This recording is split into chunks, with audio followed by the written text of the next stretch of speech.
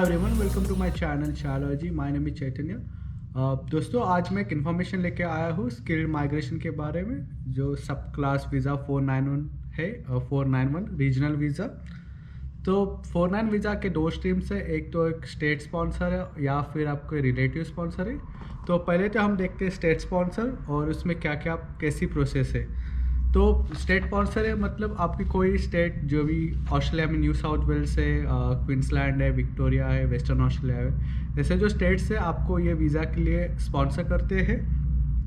ये वीज़ा आपका 5 साल के लिए वैलिड होता है। स्टेट स्पॉन्सर वीज़ा के लिए स्पेशली रीजनल वीज़ा के लिए पॉइंट्स थोड़े कम है compare to other PR visas.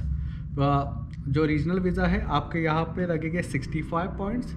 उसमें भी एक एडवांटेज है आपको, जो 65 पॉइंट्स में से आपको 15 पॉइंट्स स्टेट स्पॉन्सर करेगा, तो आपको तो बस 50 पॉइंट्स ही लाने हैं। तो आपका ये भी बताता हूँ कि आगे के 50 पॉइंट्स कैसे लाने हैं। पहली बात तो है आपका एज, जिसके आपके पॉइंट्स मिलेंगे। उसके बाद आपका एजुकेशन है। आपका एजुकेशन अगर हायर एजुकेशन है, जैसे मान लो मास्टर्स या पीएचडी, तो आपको ज़्यादा पॉइंट्स मिलेंगे। उसके बाद आता है आपका वर्क एक्सपीरियंस, जो भी फील्ड में किया है। एग्जाम्पल जैसे आप आईटी में हो, शेफ का स्किल्ड हो, जो भी स्किल्ड है आपको उसके एक्सपीरियंस पे आपको पॉइंट्स मिलेंगे। बट मिनिमम एक्सपीरियंस आपको 3 साल है और या फिर उसके ऊपर ही होने चाहिए। ये वीज़ा के लिए आपको IELTS या फिर PTE में मिनिमम 6 बैंड्स और IELTS में और PTE में आपको 50+ marks each and every module में। तो जैसे 4 मॉड्यूल होते हैं आपके, लिसनिंग, रीडिंग, राइटिंग और स्पीकिंग। ये 4 मॉड्यूल में आपको 6 बैंड्स या फिर 50+ स्कोर PTE में होना चाहिए। तो ये इम्पॉर्टेंट बात है। उसके बाद आता है सबसे इम्पॉर्टेंट बात कि आपका पॉजिटिव स्किल्स असेसमेंट। ये बहुत ही इम्पॉर्टेंट है आपके वीज़ा प्रोसेस के लिए। अगर आपको पॉजिटिव स्किल्स असेसमेंट नहीं आता तो आप ये वीज़ा के लिए अप्लाई नहीं कर सकते।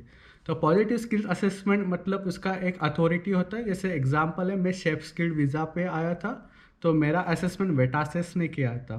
तो शेफ स्किल्ड वीज़ा में जो वेटासेस है आपको पूरा असेस करती है आपका नॉलेज जो शेफ़ के लिए है। उसके बाद आपको आता है आपका जो पुलिस क्लियरेंस है। पुलिस क्लियरेंस इसका मतलब आपका होम कंट्री का भी चाहिए। अगर आपको कहीं ओवरसीज़ एक्सपीरियंस है तो आपका ओवरसीज़ पुलिस क्लियरेंस भी लगेगा। उसके बाद आता है आपका हेल्थ चेकअप। हेल्थ चेकअप भी बहुत ही इम्पोर्टेंट है।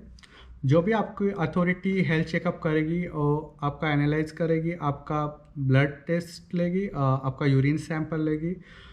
उसके बाद आपका चेस्ट एक्सरे भी होगा। समटाइम आपका विजन चेक भी होता है और वेट चेक भी होता है और आपका ब्लड प्रेशर चेक भी होता है। तो ये सारे पॉइंट्स बहुत ही इम्पॉर्टेंट है। अगर इसमें से कोई भी आपका, अगर ऑस्ट्रेलिया स्टैंडर्ड के हिसाब से आपका रिज़ल्ट पॉजिटिव नहीं आया तो आपका वीज़ा रिजेक्ट भी हो सकता है। तो आप अपने हेल्थ का ख्याल रखें, इसलिए हेल्थ टेस्ट बहुत ही इंपॉर्टेंट हो जाता है कोई भी वीज़ा अप्लाई करने के लिए। वीज़ा प्रोसेस बहुत ही फास्ट है कंपेयर टू जो भी पीआर वीज़ाज़ है, क्योंकि पीआर वीज़ाज़ का प्रोसेसिंग टाइम है लगभग 1-1.5 साल है। ये शायद आपको वीज़ा 6 से 8 महीने में मिल सकता है। और 491 जो रीजनल वीज़ा है वो आपको पैथवे भी है कि आप परमानेंट रेसिडेंस बन सकते हैं ऑस्ट्रेलिया में। उसके लिए आपको मिनिमम 3 साल रीजनल एरियाज़ में गुजारने हैं। फिर आपको 54,000 जो डॉलर्स का एनुअल पैकेज दिखाना है। ये पैकेज आप कैसे भी दिखा सकते हैं, जैसे मान लो आप एक फुल टाइम जॉब करके या फिर आप 2-3 पार्ट टाइम जॉब करके भी दिखा सकते हो। पर मिनिमम 3 साल को आपका ये पूरा एविडेंस दिखाना है, जैसे आप कौन से रीजनल एरिया में रह रहे थे, आपका एड्रेस और आपका एक्सपीरियंस, ये सब बताना होगा जब आप पीआर के लिए अप्लाई करोगे। दूसरी बात आपको मैंने बताया था कि इसके 2 फॉर्म्स है। अब मैं आपको बताता हूँ इसका दूसरा फॉर्म में आपको ये वीज़ा कोई रिलेटिव भी स्पॉन्सर कर सकता है। रिलेटिव स्पॉन्सर करने का मतलब है कि जो आपका कोई रिलेटिव है जो ऑस्ट्रेलियन सिटीज़न है या फिर परमानेंट रेसिडेंट है, वो ये वीज़ा स्पॉन्सर कर सकता है। और ये वीज़ा के लिए ऑलमोस्ट सेम ही डॉक्यूमेंट लगते हैं, सेम ही असेसमेंट लगता है, तो कोई डिफ्रेंशिएट नहीं है और सेम ही फीस होती है। पर यही है कि आपको जो भी स्पॉन्सर करना है वो एलिजिबल होना चाहिए स्पॉन्सर करने के लिए। एक एडवांटेज है कि इस रीजनल वीज़ा में जब मैं 5 साल पहले आया तो मुझे अलाउड नहीं था, जैसे सिटीज़ है न्यू कैसल, गोल्ड कोस्ट, ये वर्क एरिया में मैं काम नहीं कर सकता था। पर अब गवर्नमेंट ने रूल चेंज किए। अब जाके आप जैसे मान लो न्यू कैसल है, गोल्ड कोस्ट है, एडलेड है, जो भी अभी बड़ी बड़ी मेट्रो सिटीज़ होने वाली है आगे जाके, ऐसे सिटीज़ में भी आप काम कर सकते हो। और ये सिटीज़ में आपको एम्प्लॉयमेंट के चांसेस बहुत ही ज़्यादा है compare to other regional areas में। तो आपको अगर ऑस्ट्रेलिया में आके आपको पीआर होना है तो ये वीज़ा आई थिंक बहुत ही अच्छा है। आप अगर इन फ्यूचर कंसिडर कर सकते हो, क्योंकि पीआर वीज़ा अभी तो बहुत ही ज़्यादा डिफ़िकल्ट बन गया ऑस्ट्रेलिया में।